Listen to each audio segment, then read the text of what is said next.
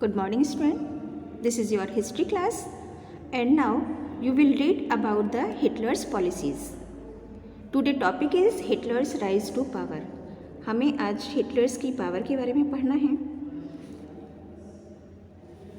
अगर हम हिटलर के बैकग्राउंड में जाते हैं तो हम ये देखते हैं Hitler was a very powerful leader of the world.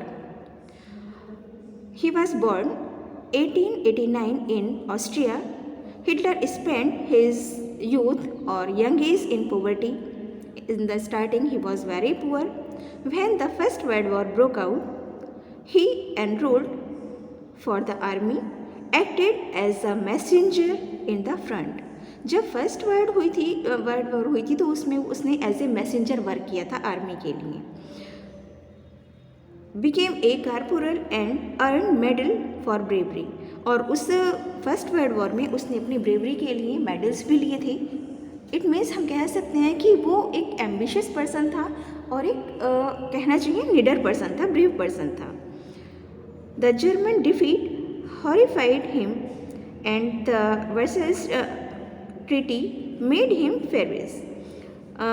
Versailles की ट्रीटी के बाद में बहुत ज़्यादा वो फेमस होने लगा था. इन 1990 उसने एक स्मॉल ग्रुप ज्वाइन किया था जर्मन में जिसे का नाम था जर्मन वर्कर्स पार्टी. यानी कि फर्स्ट वर्ल्ड वॉर के बाद में जब उसे बहुत सारे मेडल मिल गए, उसका नाम हो गया, तो उसने जर्मन वर्कर्स पार्टी को ज्वाइन किया. He subsequently took over the organisation and renamed the National Socialist German Workers Party. और उसने उसके बाद उस पार्टी को फिर से ऑर्गेनाइज किया और उसको रीनेम दिया. उसने जो जर्मन वर्कर्स पार्टी थी उसका नाम चेंज करके कर दिया the National Socialist German Workers Party. This party came to be known as the Nazi Party. आगे चलकर हम जब भी हिस्ट्री में पढ़ेंगे तो वो नाजी पार्टी के नाम से फेमस हुई थी, लेकिन जो उसका ऑफिशियली नेम था वो था national Socialist German Workers party. अब 1923 को हिटलर्स ने प्लान किया बोर्बिया को सीज करने का, उसे कंट्रोल करने का. बर्लिन में उसने मार्च पास किया और उसकी वहाँ की पावर को कैप्चर कर लिया, यानी कि बर्लिन को अपने अंडर कंट्रोल कर लिया था. उसमें वो फेल हो गया, उसे अरेस्ट कर लिया गया and tried for treason and later released. और कुछ टाइम बाद उसको रिलीज़ कर दिया गया. The Nazi could not effectively mobilise popular support till the early 1930. यानी कि 1930 तक हिटलर की पार्टी बहुत ज़्यादा पॉपुलर पार्टी नहीं थी. He was during the great depression that Nazism became mass movement. इसके बाद 1929 की बात अगर हम करते हैं, banks collapsed and business shut down.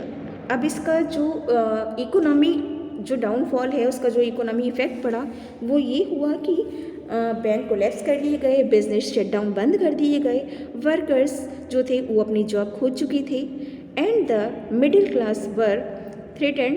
और जो मिडिल क्लास पर्सन थे, जो आप जानते हैं स्टूडेंट, उनकी जो कंडीशन होती है उस समय बहुत ज़्यादा मिजरेबल, क्योंकि उनके पास इतना अमाउंट स्टार्टिंग से ही अगर हम बात करें तो नहीं होता कि वो ज़्यादा लंबे समय तक जॉबलेस रहने के बाद में अपनी फैमिली को अच्छे से चला सके.